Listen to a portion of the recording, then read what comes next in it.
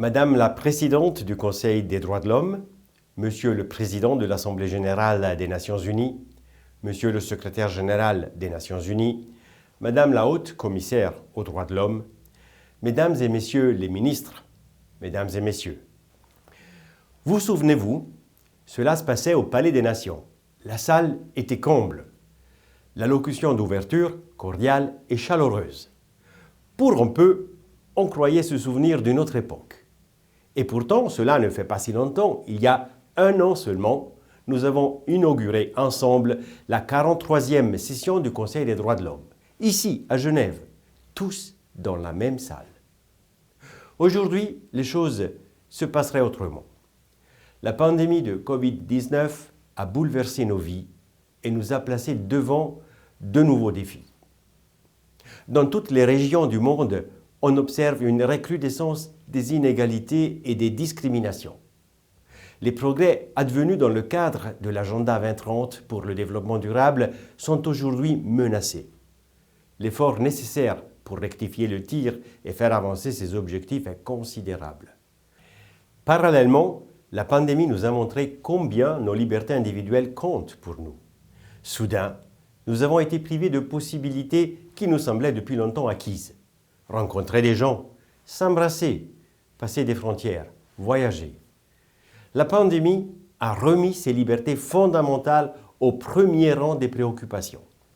Nous luttons pour notre liberté de mouvement, certes, mais aussi pour le droit à la vie, à la santé, à la formation. Pour les minorités et les groupes vulnérables, le tribut d'une pandémie est lourd, non seulement en termes de santé, mais aussi sur le plan économique et social. Il est d'autant plus important que ces plus fragiles d'entre nous puissent faire entendre leur voix et qu'ils aient accès à l'information. La liberté d'accès à des informations fiables est indispensable si nous voulons, en tant que société, relever les défis d'aujourd'hui. Les journalistes doivent pouvoir exercer leur métier sans craindre les représailles ni trembler pour leur vie. Les idées et les solutions doivent pouvoir circuler librement.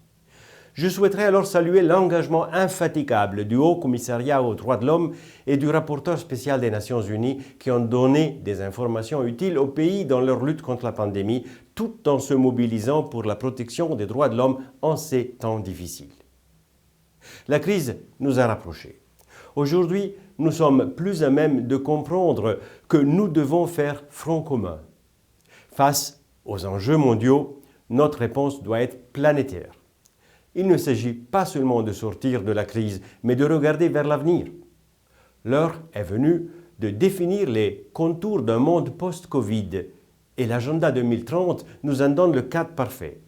Elle nous montre clairement que sans liberté fondamentale, aucun développement durable n'est possible.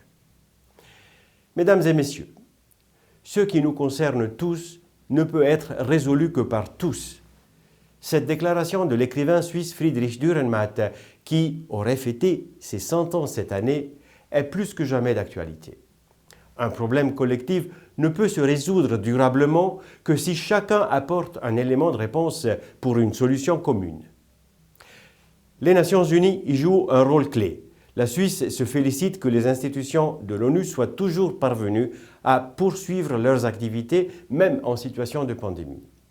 Le Conseil des droits de l'homme, en particulier, a démontré sa résilience et a su réagir rapidement aux événements, adaptant ses méthodes de travail à la nouvelle donne.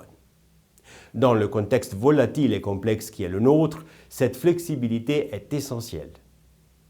Mais la recherche de solutions aux défis mondiaux ne saurait être laissée aux seuls États et organisations internationales.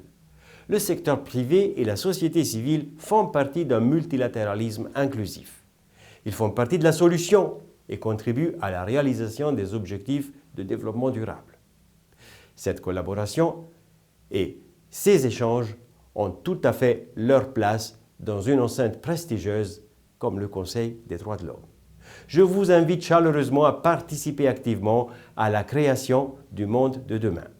Je vous remercie de votre attention.